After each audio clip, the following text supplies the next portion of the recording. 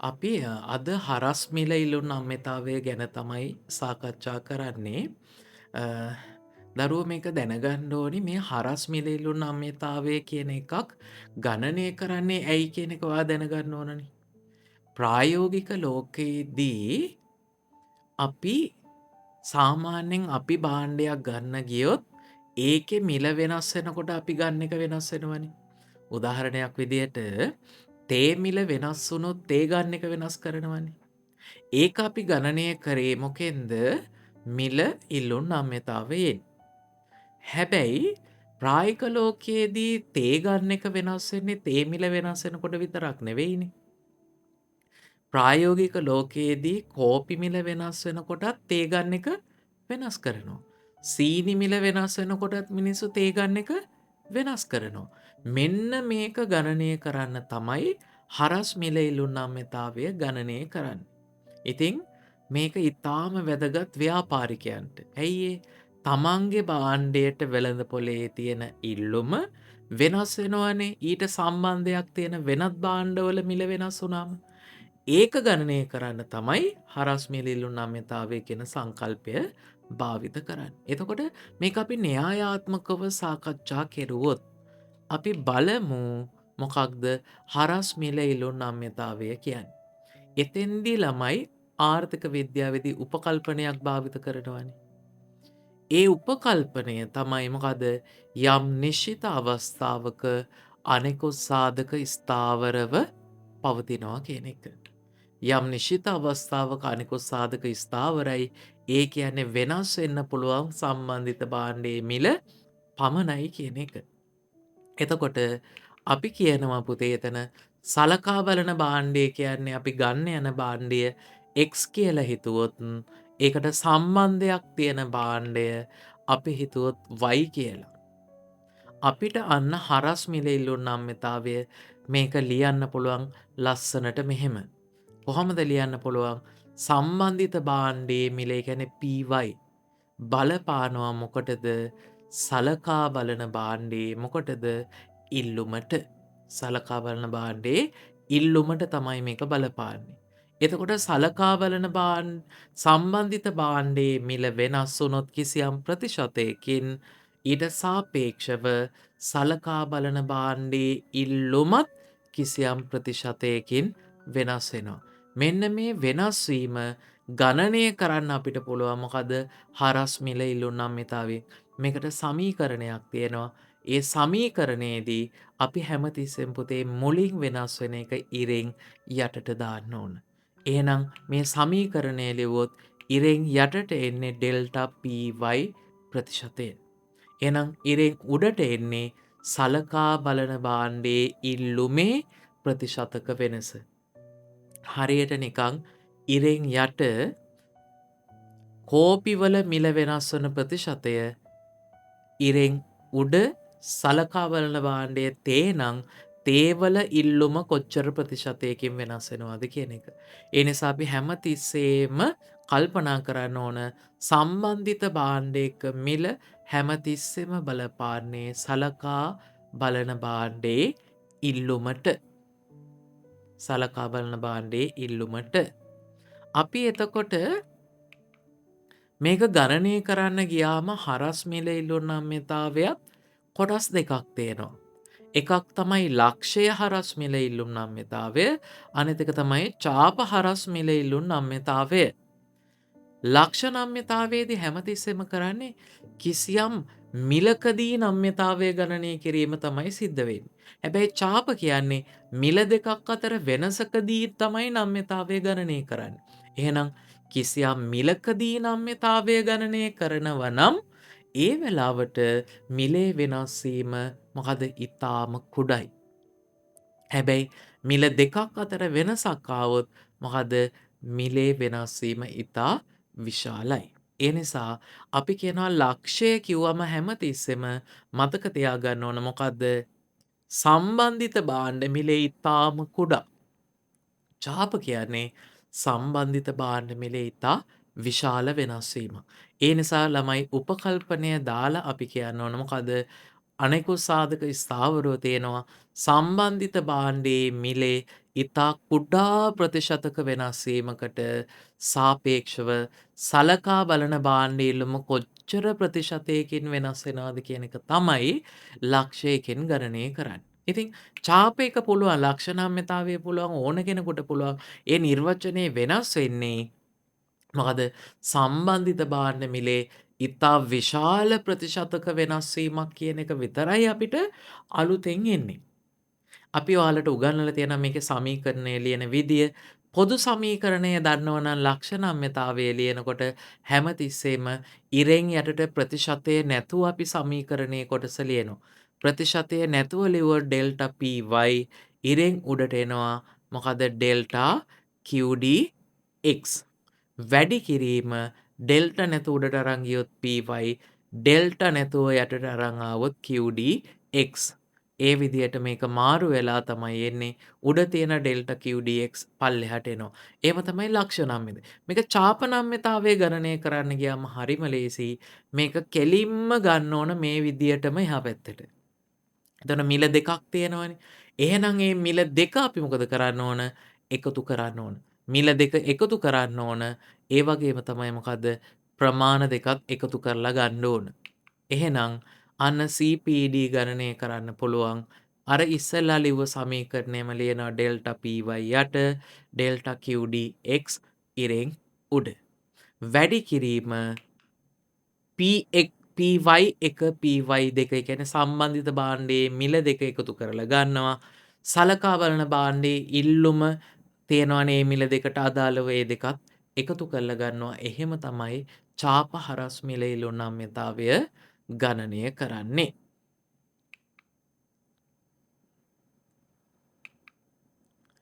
අපි එහෙනම් මේ හරස් මිල ඉලුම්නාම්‍යතාවය අනුව භාණ්ඩ වර්ග දෙකක් අපිට අඳුන ගන්න පුළුවන්.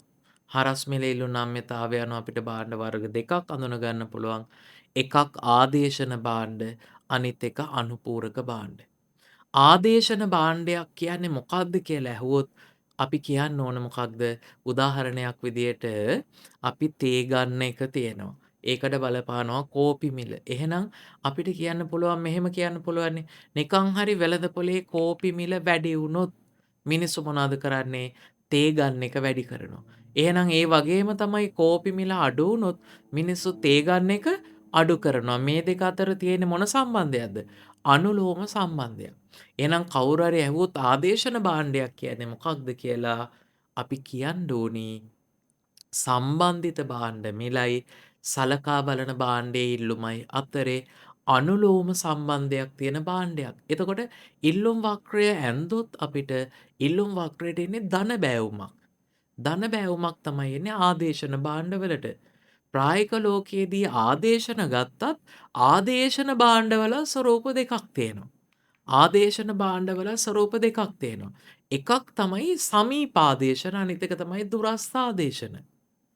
කියන්නේ එක භාණ්ඩයක් වෙනුවට ළඟින්ම ගන්නත් පුළුවන්. සමහර භාණ්ඩ තියෙන එක භාණ්ඩයක් වෙනුවට ළඟින්ම ආදේශ කරන්න බැහැ. උදාහරණයක් විදිහට අපි තේකොළ වර්ගයක් ගන්න ගියාම එක තේකොළ වර්ගයක් වෙනුවට තවත් තේකොළ වර්ගයක් ගන්න පුළුවන්. ඒ කියන්නේ අපි හිතමු සිලෝන්ටා ගන්න කෙනෙකුට සෙස්ටා ගන්න පුළුවන්. ඩෙල්මා ගන්න පුළුවන්. ඒතකොට ඒක සමීප ආදේශකයි. හැබැයි ඔයා හිතන්නකෝ මේ දවස්වල විදුලිය වෙනුවට අපිට වෙනත් ගන්න තියෙන ආදේශක තිබුණට ඒ ආදේශක මොකද වෙන්නේ? අර වගේ ළඟින් ආදේශ කරන්න බෑ. අපිට ආණ්ඩුවෙන් විදුලිය ගන්න බැරි නම් අපිට සූර්ය විදුලි බලය ගන්න ඕනේ. හැබැයි සූර්ය විදුලි බලයට යන මිලයි ආණ්ඩුවේ විදුලිය ගන්න යන වටිනාකමයි ගත්තම මේක මිනිස්සු සමීපව ආදේශ කරන්නේ නැහැ. විදුලිය ගන්න ගියොත් රුපියල් 40,000ට 50,000ට ගන්න පුළුවන්. සූර්ය විදුලි බලය ගන්න ගියොත් ලක්ෂ 7ක් 10ක් වගේ යනවා. ඉතින් මේ දෙක සමීපව ආදේශ කරන්නේ නැහැ කවුරුවත්. ඒ නිසා ප්‍රායෝගික ලෝකයේදී සමීපාදේශන දුරස්ථ ආදේශන කියලා භාණ්ඩ වර්ග දෙකක් තියෙනවා. හරිද? ඒකෙදි අපි කියන්නේ සමීප ආදේශන භාණ්ඩයක් නම් සම්බන්ධිත භාණ්ඩයක මිල වෙනස් වීම වුණොත් සලකා බලන භාණ්ඩයෙන් ගන්න එක ගොඩක් වෙනස් වෙන්න ඕන. මොකද අර සමීප නිසා එකක මිල වෙනස් වීම අනෙකට ගොඩක් බලපාන නිසා. ඒ නිසා හරස් මිල ඉලුම්නාම්‍යතාවය ගණනය කරන සමීකරණය තියෙනවනේ. අන්නේ සමීකරණේ ඉරෙන් යටට එන අගයට වඩා. මොකද ප්‍රතිචාරය වැඩි නිසා ඉරෙන් උඩට එන ප්‍රතිශතය විශාල වෙනවනේ. එතකොට ගණනය කරාම ලැබෙන උත්තරයත් මොකද වෙන්නේ? ධන ඉතා ඉහළ අගයක් ගන්නවා. මොකද ආදේශන නම් ධන සම්බන්ධයක්නේ තියෙන්නේ. එතකොට අර එක තේකොළ වර්ගයක මිල චුට්ටක් වෙනස් වෙනකොට පාරිභෝගිකයෝ ගොඩාක් අනිත් තේකොළ වර්ගය ගන්න යන නිසා මිල වෙනස් වීමේ ප්‍රතිශතය යටට දාලා ප්‍රමාණයේ ප්‍රතිශතක වෙනස් වීම උඩට දැම්මම ලැබෙන අගය ප්‍රමාණයේ ප්‍රතිශතක වෙනස් වීම ලොකු නිසා මොකද වෙන්නේ? අන්න ලැබෙන උත්තරය වැඩි වෙනවා. ඒ නිසා අපි කියනවා ධන ඉතා ඉහළ අගයක් ගන්නවා. මොන වගේද? ආදේශන නම් සමීප නම්. ඒ වගේම තමයි දුරස්ථ ආදේශනයක් කියන්නේ. දුරස්ථයි නම් සම්බන්ධිත භාණ්ඩයේ මිල වෙනස් වුණාට අපි ගන්න යන භාණ්ඩයේ ඉල්ලුම වෙනස් වෙන්නේ චුට්ටයි. හරියට නිකන් විදුලි බිල ගොඩක් වැඩි වුණාට මොනවාද සූර්ය විදුලි බලය ගන්න මාරු වෙන්නේ චූටි ප්‍රමාණයක් නිසා. එතකොට මේක ඇවිල්ලා මොන සම්බන්ධයක්ද තියෙන්නේ? දුරස්ස සම්බන්ධයක්නේ තියෙන්නේ. එහෙනම් මිල ගොඩක් වැඩි වුණත්, ඒ කියන්නේ විදුලි බිල ගොඩක් වැඩි වුණත් සූර්ය විදුලි බලය සඳහා ඉල්ලුම වැඩි වෙන්නේ චුට්ටයිනේ. එතකොට වැඩි වෙනකොට වැඩි වෙනවා ධන. හැබැයි ධන ඊටා පහළ අගයක් තමයි එන්නේ ආදේශකතාවය අඩු නම්. අපිට මේක ඉල්ලුම් වක්‍රයකට දාලත් පෙන්වන්න පුළුවන්. මේක ඉල්ලුම් වක්‍රයකට දැම්මොත් අපිට පුළුවන් ළමයි පෙන්වන්න සම්බන්ධිත භාණ්ඩයේ මිල උඩ සලකා බලන භාණ්ඩ ඉල්ලුම යටනේ. හරි? සමීප ආදේශන නම් ඒ ඉල්ලුම් වක්‍රය පටන් ගන්න මිල අක්ෂයෙන්. මිල අක්ෂයෙන් පටන් අරන් ඉල්ලුම් වක්‍රය අඳිනකොට ඔයාලට පේනවා මිලේ ප්‍රතිශතක වෙනස් වීමට වඩා ප්‍රමාණයේ ප්‍රතිශතක වෙනස් වීම ලොකුයි කියලා. එහෙනම් නම්‍යතාවයේ ගණනය කරනකොට මිලේ වෙනස යටටනේ ප්‍රමාණයේ වෙනස උඩටනේ. එහෙනම් පුතේ ලැබෙන බෙදුවම උත්තරේ ලැබෙන්නේ මොකද්ද? ඊටා ඉහළ අගයක් ලැබෙන්නේ. ඒකයි අපි කිව්වේ සමීපාදේශන නම් ඊටා ඉහළ අගයක් ගන්නවා කියලා ධන.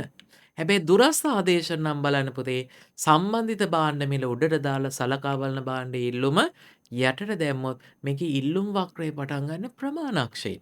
ප්‍රමාණාක්ෂයෙන් පටන් අරන් ලක්ෂ දෙකක් ලකුණු කරාම මිලේ වෙනස විශාලයි. හැබැයි ප්‍රමාණයේ වෙනස ඊට වඩා අඩුයි. එහෙනම් නම්‍යතාවය ගණනය කරන සමීකරණේ උඩට කුඩා අගයක් ලැබිලා යටට විශාල අගයක් ලැබුණොත් ලැබෙන උත්තරේ ඉතා අඩු අගයක් එන්නේ. ඒකයි අපි කිව්වේ දුරස්ථ ආදේශන භාණ්ඩ තියෙනවා නම් මොකද CPED එහෙම නැත්නම් හරස් මිල ඉල්ලුම් නම්‍යතාවයේ ධන ඉතා පහළ අගයක් ගන්නවා කියන්නේ ඒකයි. ඒ වගේම තමයි අපිට ආදේශන භාණ්ඩ වගේ තමයි මොකද අනුපූරක භාණ්ඩක් තියෙනවා. ඒ කියන්නේ හරස් මිල ඉල්ලුම් නම්‍යතාවය ධනාගයක් ගත්තොත් ආදේශන භාණ්ඩ. දැන් අපි මෙතන යන්නේ නෑ එහෙම නෙමෙයි. දැන් වෙළඳ පොලේ සීනි මිල වෙනස් වුණොත් ඒ ඉල්ලුම වෙනස් වෙනවා. කොහොමද එහෙම වෙන්නේ? සාමාන්‍ය ළමයි ප්‍රායෝගික උදාහරණයකින් මතක තියාගත්තම ඕන වෙලාවක මේක අපිට ආවර්ජනය කරගන්න ලේසියි. ගොඩක් දරුවෝ කරන්නේ කටපාඩම් කරනවා. මේක කටපාඩම් කරන්න එපා. ප්‍රායෝගික උදාහරණයක් දිහා බලලා මේක කියන්න බලන්න. නිකන් හරි ප්‍රායෝගික ලෝකේ බලන්නකෝ. සීනි මිල වැඩි වුණොත් මිනිස්සු මොනවද කරන්නේ? සීනි ගන්න එක අඩු කරන නිසා තේ කොළ අරන් ගිහලා වැඩක් නැහැනේ. තේ කොළ ගන්න එකත් අඩු කරනවා. ඒ වගේම තමයි නිකන් හරි සීනි මිල අඩු වුණොත් මිනිස්සු සීනි වැඩිපුර ගන්න නිසා තේ කොළත් වැඩිපුර අරන් යනවා. මොකද වැඩිපුර තේ බොන්න පුළුවන් නිසා. එතකොට මේ අතර තියෙන මොන ප්‍රතිලෝම සම්බන්ධයක්. එහෙනම් අපි කියන අනුපූරක භාණ්ඩයක් කියන්නේ සම්බන්ධිත භාණ්ඩ මිලයි සලකා බලන භාණ්ඩේ ඉල්ලුමයි අතරේ ප්‍රතිලෝම සම්බන්ධයක් තියෙන භාණ්ඩයක්. අපි මේක ඉල්ලුම් වක්‍රයකට දාලා පෙන්නොත් හැමතිස්සෙම සිරස් අක්ෂයේ තියෙනවා සම්බන්ධිත භාණ්ඩයේ මිල යට තියෙනවා සලකා බලන භාණ්ඩේ ඉල්ලුම. ඒතර මේ දෙක අතර ප්‍රතිලෝම සම්බන්ධය තියෙන ඉල්ලුම් වක්‍රය හැමතිස්සෙම මොකෝ වෙන්න ඕන? වමේ සිට දකුණට පහළට බෑවුම් වෙන්නයි ඕනේ. වමේ සිට දකුණට පහළට බෑවුම් වෙනවා. හැබැයි මතක තියාගන්න ඉරෙන් උඩ තියෙන්නේ මොකද? සම්බන්ධිත භාණ්ඩයේ මිල තමයි තියෙන්නේ. සලකා බලන භාණ්ඩයේ මිල නෙමෙයි. ඒක හොඳට අවබෝධයෙන් දැනගන්න ඕනේ. මොකද විභාගයේදී අපිට මේ වගේ එකක් ලැබුණොත් ගොඩක් ළමයි බලන්නේ ඉරේ මොකද අර රූපයේ උඩ තියෙන්නේ මොකක්ද? උඩ තියෙන්නේ සලකා බලන භාණ්ඩයේ මිලද සම්බන්ධිත භාණ්ඩ මිලද ආදායමද? මේවා හරියට බලන්න ඕනේ. නැත්නම් විභාගයේදී අපි දෙන උත්තරේ ගොඩක් වෙලාවට වරදිනවා. එහෙනම් ඔන්න ඕනම් වෙලාවක අනුපූරක භාණ්ඩ අපිට මේ විදිහට අඳුන ගන්න පුළුවන්. අනුපූරක භාණ්ඩවලට හැබැයි සමීප ආදේශන දුරස් ආදේශන වගේ අනුපූරක වලට සමීප දුරස්ත කියලා කතාවක් අදාළ නැහැ. සම්බන්ධය රින නම් අනිවාර්යෙන් මේවා අනුපූරක භාණ්ඩ විදියටයි අඳුනගන්නේ. එහෙනම් ළමයි ප්‍රායෝගිකව ගෙදර ඉඳලා මේක හොඳට බලන්න පාඩම් කරන්න මතක තියාගන්න. ඔයාට ඉතාම වැදගත්. ප්‍රායෝගික ලෝකයේදී ඔයා හැමතිස්සෙම බලන්නේ අපි කිසියම් භාණ්ඩයක් ගන්න යනවා. ඒකට සම්බන්ධයක් තියෙන භාණ්ඩයක මිල වෙනස් වුණොත් මිනිස්සු ගන්න එක කොහොමද වෙනස් කරන්නේ කියන එක තමයි හරස් මිල ඉලුන්නම්‍යතාවයෙන් ගණනය කරන්නේ. ඉතින් කවදා හරි ව්‍යාපාරයක් කරනකොට මේක ව්‍යාපාරිකයෙකුට ඉතාම වැදගත්. ඇයි ඒ තමන් වෙනුවට නිපදවන සහ තමන් භාණ්ඩයක් තමන් එක ගන්නකොට තවත් භාණ්ඩ ගන්න තියෙනවා නම් ඒ වගේ මිල බලපානවා. හරියට නිකන් අපි කිරි ගන්න ගියාම පැණිවල මිල බලනවා වගේ. අපිට මේක බලපානවනේ. නේද? ඒ නිසා අපි එහෙම නැත්නම් අපි කිරි ගන්න ගියාම සමහරවිට ආදේශන භාණ්ඩයක් වන අයිස්ක්‍රීම් වල මිල බලන්න පුළුවන්. ඒ කියන්නේ කිරි කනවද අයිස්ක්‍රීම් කනවද? ඒ නිසා අපි දකින්නේ මළගෙයක් මගුල් ගෙයක් ගියාට පස්සේ අපිට අතුරුපසට එක්කෝ අපිට හම්බෙනවා අයිස්ක්‍රීම් හම්බෙනවා, එක්කෝ කිරි හම්බෙනවා, එක්කෝ ජෙලි වර්ග හම්බෙනවා නේද? පුඩින් වර්ග හම්බෙනවා. මේවා මොනවද? මේවා ආදේශන භාණ්ඩ. මේවා ආදේශන භාණ්ඩ. ඉතින් මේවා අපිට ප්‍රායෝගික ලෝකයේදී ඉතාම වැදගත්. මේක ළමයි ඉකෝන් කියන්නේ අවබෝධ කරගන්න විෂයක් මිසක් කටපාඩම් කරන විෂයක් නෙවෙයි. ඒ නිසා අනිවාර්යයෙන්ම අවබෝධ කරගන්න මේ වගේ වීඩියෝ දිගටම අපිත් එක්ක එකතු වෙලා බලන්න. Road to University හීනවලට කෙටි පාරක් නෑ. කැම්පස් ගිහිල්ලම දිනමු.